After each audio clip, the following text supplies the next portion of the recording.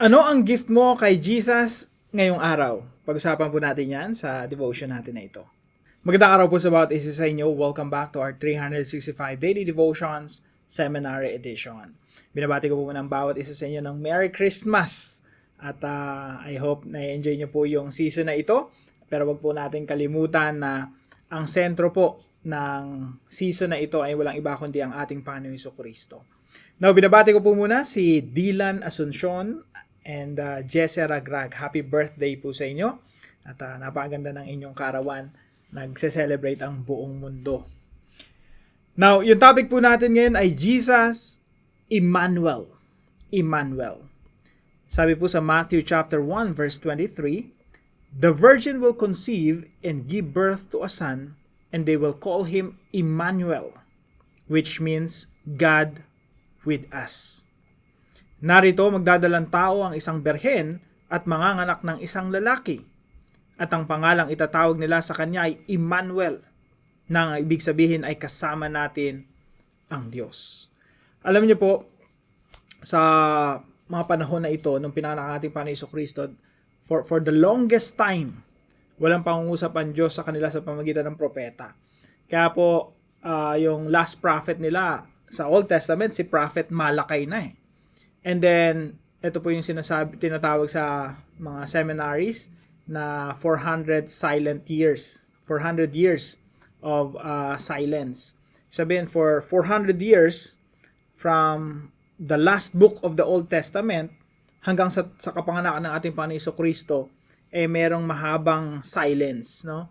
Walang mga prophets na nire-raise ang Diyos na katulad nila Prophet Jeremiah, Ezekiel, Isaiah. Emmanuel. Ito po yung nagpapaalala sa atin na ang ating Panginoon ay kasama natin kahit na sa oras ng katahimikan. Kahit na sa mga panahon na parang hindi natin maramdaman ng Diyos, alalahan natin, lagi natin kasama ang Diyos. So, Jesus as Emmanuel means that God has come to dwell among humanity, fully sharing our struggles, joys, and needs. His incarnation bridges the infinite gap between God and man, bringing salvation and infinite fellowship with the Creator. Unlike a distant deity, He is present, approachable, and relational. Believers can experience God personally through Him, resting in His guidance, comfort, and love throughout life. This union of divinity and humanity shows God's commitment to redeem His people. Now, ito po yung mga katuruan natin ngayong araw. Number 1 po, Jesus is your greatest gift, residing in you. Huwag po natin kalimutan mga kapatid na ngayong Christmas, ang greatest gift mo ay walang iba kundi si Kristo. Pagpalagay na natin na walang nagregalo sa iyo ngayon, no? Pagpalagay na natin na ito yung, sabi nating saddest, pinakamalungkot na Christmas kasi ang dahil natin problema, ang dahil natin pagsubok na pinagdadaanan. Let's say ganon, let's pretend na kung ikukumpara mo sa Christmas celebrations in the past, ito yung pinakamalungkot ka, no? Marahil, merong mga nawala sa membro ng iyong pamilya, or nag-crash yung negosyo mo, or mag-isa ka na lang sa bahay, for whatever reasons. Isipin natin mga kapatid, kung kahit walang regalo sa iyo, walang nagpapasaya sa iyo, mga kapatid, remember this, minahal ka ng ating Diyos at ipinakita ng Diyos ang kanyang pagmamahal nang isinugo niya ang kaisa-isang anak. John chapter 3 verse 16, "For God so loved the world that He gave His one and only Son." Si Jesus Christ yung greatest gift na ibinigay niya sa iyo, na nakamtan mo, na natanggap mo. Si Jesus ay sapat na para mag-celebrate ngayong Christmas.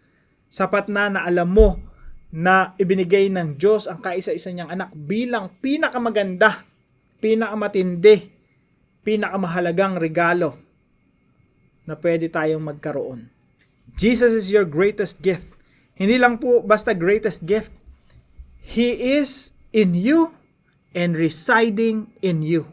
Nananahan sa atin ang ating Panginoon Jesucristo sa pamamagitan ng Santong Espiritu.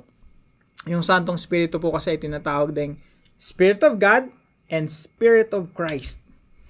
Yung Espiritu ng ating Panginoon Jesucristo na nanahan sa iyo. So Jesus is your greatest gift residing in you. Kaya po ngayong araw, damahin natin, i-meditate natin, niregaluhan tayo ng Diyos ng pinakamahalagang regalo. At dun pa lang sapat na para magdiwang tayo. Pangalawa po, Jesus is your ever-present help. Ang ating Panginoon Jesucristo ay araw-araw, no, kasama natin, laging handa para tulungan tayo. Sa anumang oras, sa anumang sitwasyon, ang ating Panginoon Jesucristo ay kasama natin para sumaklolo sa atin sa lahat ng pagkakataon. Walang mahirap sa Diyos, walang aksidente sa Diyos, walang iniisip ng Diyos na, uy, hindi ko alam yung nangyayari sa'yo, sa buhay mo, sorry, no? Nakatalikod ako nung nangyari yon. Or nagulat ako, pareho lang tayo nagulat, no? Meron po kasing theology or paniniwala na yung Diyos nagugulat din, nasusurprise din, na pag na-aksidente ka, hindi mo dapat sisihin yung Diyos. Ito yung mentality, no? Ito yung perspective. Huwag mo sisihin yung Diyos kasi yung Diyos din niya rin alam. No, nagulat din yung Diyos na aksidente yung pamilya mo. Hindi po ako naniniwala na yung Diyos na surprise or nagugulat or nako-caught off guard. Yung Diyos po laging kasama. Lahat ng nangyayari sa buhay natin orchestrated ng Diyos. Ang sinasabi lang ng Biblia, manatili kang tapat sa Diyos. At lahat ng nangyayari sa buhay mo, magkakalakip-lakip yan para sa iyong ikabubuti. Just focus on loving the Lord. Jesus is your ever-present help. Lagi pong kasama natin. Hindi tayo iniiwan, hindi tayo pinababayaan. Lagi pong naririyan, laging handang tumulong sa lahat ng oras. Pangatlo po, Jesus is your never-changing friend. Ang ating Panginoon Jesucristo, siya yung kaibigan na kailanman hindi magbabago. Yung mga kaibigan natin, nagbago na ng ugali. Yung mga classmate natin ng elementary, high school, hindi na natin nakakausap. Nag-iba na yung sitwasyon. At, hindi na natin kaibigan yung iba sa kanila. Yung iba, nag-iba na ng attitude. Yung iba, yumabang na. No? Malaya na narating sa buhay. At maangas na, hindi na namamansin. Pwedeng mangyari yun, no? Siguro kayo, na-experience yun. Hindi ko alam yung mga friends natin in the past. Pero ganun talaga yung tao, nagbabago eh. People change all the time. Pero ang sinasabi po ng banal na kasulatan ng ating Panginoon Jesucristo, Jesus Christ is the same yesterday and today and forever. Si Kristo ay siya ring kahapon, ngayon, at magpakailanman. Jesus is your never-changing friend. Napakasarap lang isipin, no? Na nung nagkatawang taong ating Panginoon Jesucristo, talagang ginawa niya tayong dwelling place. No? He dwelt with us, nakasalamuha siya sa mga disipulo, and eventually, tayo mga Kristiyano, yung church, ginawa niyang tahanan. Kaya po ang ating Panginoon Jesucristo ay nananahan na sa atin. God with us. At si Kristong nakilala ng mga disipulo long time ago, siya pa rin Kristo nakilala natin ngayon, nakasama natin ngayon, at siya pa rin Kristo na hindi magbabago magpakailanman. Now, paano po natin ito i-apply sa ating mga buhay? Especially ngayong season, Christmas. Number 1 po, spend time meditating on the presence of God. Huwag po natin kalimutan, mag-spend time. Yes, ang daming mga nakikita tayo, mga regalo sa paligid natin, mga kamag-anak natin, mga kaibigan, nandyan lahat sa paligid natin, no? Pero huwag natin kalimutan na ang sentro ng season na ito ay walang iba kundi ang ating Panginoon Jesucristo. Let's spend time, not just with our relatives, loved ones, and friends, but ultimately with our Lord Jesus Christ. Spend time meditating on the presence of God. Tanda natin, Emmanuel, God with us. Kasama natin ng Diyos. Let's meditate on that. Pangalawa po, submit all your burdens and worries to God. Meron ka bang bigatin na dinadala, pinapasan? Mga nakakabalisang bagay na dala-dala mo ngayon?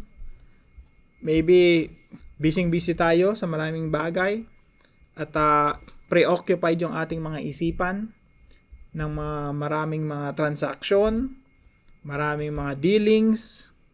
Mga kapatid, kung ano man yung bumabagabag sa atin, maybe sa pamilya, sa finances, relationships, submit all your burdens and worries to God.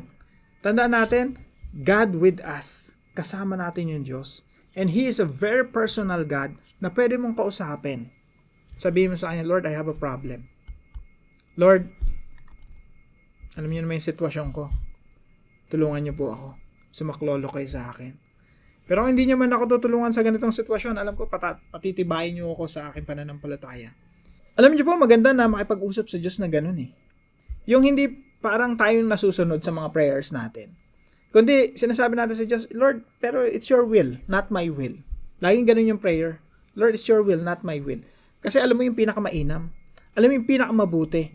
Ikaw yung nakakalam ng nakaraan, kasalukuyan at hinaharap. I put my trust in you. So maganda lang na nasasabi natin yung mga burdens natin, mga worries natin sa Diyos at lubusan tayo nagtitiwala sa Kanya. Pangatlo po, share the goodness of God in your life today. Pinagpala ka ba ng Panginoon this year? How was your year? How was this year? Kamusta ka? Anong ginawa ng Diyos sa iyong buhay? Paano ka pinagpala ng Panginoon? I'm sure lahat po tayo naranasan, dumanas ng pagpapala ng Panginoon. Alam niyo po, maganda po na i-share natin yan sa iba. Just tell our story. Yan po yung jumping board. Ibig sabihin ng jumping board, while you're telling your story, paano ka bless ni Lord, yan na yung opportunity para ma-share mo si Jesus sa kanila. So, share the goodness of God in your life today. Ibahagi mo. Just tell your story to other people. Paano ka pinagpala ng ating Panginoon. At habang interesado silang makinig sa iyo, i-share mo na sa kanila yung pinaka-importanting mensahe. Yan po ang mensahe ng mabuting balita na dumating ang ating Panginoon Jesucristo, Emmanuel, God with us. And Jesus Christ died on the cross for the forgiveness of our sins. He resurrected from the dead. Muli siyang nabuhay upang tayo magkaroon ng bagong buhay. At ang ating Panginoon Jesucristo ay umakyat sa langit na nag-iwan ng isang napakahalagang utos. Disciple the nations. Ang kinumpleto na natin. No? So, share the goodness of God in your life today. Mag-reflect tayo. Total, patapos na rin yung taon, no? Siya sa atin natin yung ating mga sarili. Mag-reflect tayo sa nakalipas. Lord, paano nyo ba ako bless, no? Remind me.